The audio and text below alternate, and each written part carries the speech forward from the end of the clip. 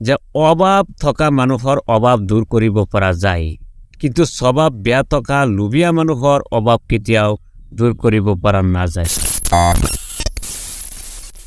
গোটেই দিনটো মোবাইলত লাগি থাকি সোশ্যাল মিডিয়াত এক্টিভ থাকি বা ফেসবুক চলাই কিবা লাভ হয় নেকি, কিবা উপকাৰ হয় নেকি? নহয়, কাৰোবাৰ হয় কাৰোবাৰ নহয়। মই কিন্তু আজিৰ দিনটোৰ কথা কৈছোঁ, মোবাইলত লাগি থাকি আবেলিলৈকে এতিয়ালৈকে গোটেই দিনটো মোবাইল টিপি মই মানে এটা পোষ্ট, এটা কথা, এটা বাক্য যিটো মোৰ তাত বহুত ভাল লাগিছে শুনি পেলাই, আৰু মই যিটোক 100% ছাপোৰ্ট কৰোঁ, এনে এটা কথা সেইটো আপোনাৰ সৈতে মই শ্বেয়াৰ কৰিব বিচাৰিছোঁ, যদি আপুনি বেয়া নাপায়।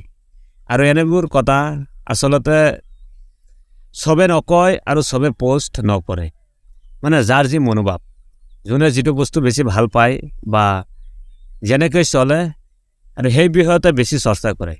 কথাটো এনেকুৱা হয়, যেনেকৈ ধৰক মোক যদি সোধে যে আপুনি কি খাই ভাল পায়, তেতিয়াতো মই ভাল পোৱা বস্তুটোৱে ক'ম যে মই আমুকটো খাই বেছি ভাল পাওঁ। ঠিক তেনেকৈ যাৰ যিটো বস্তুৰ প্ৰতি ৰুচি বেছি থাকে সেইটো লৈ বেছি চৰ্চা কৰে।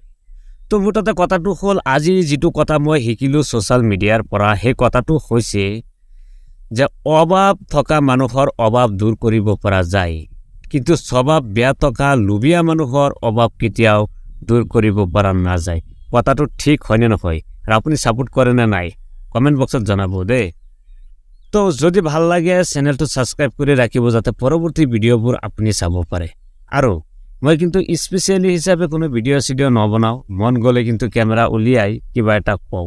গতিকে আমাৰ লগত যুক্ত হৈ থাকিবলৈ ছাবস্ক্ৰাইব বটন টিপি সংযুক্ত হৈ যাওক আমাৰ পৰিয়ালৰ সৈতে।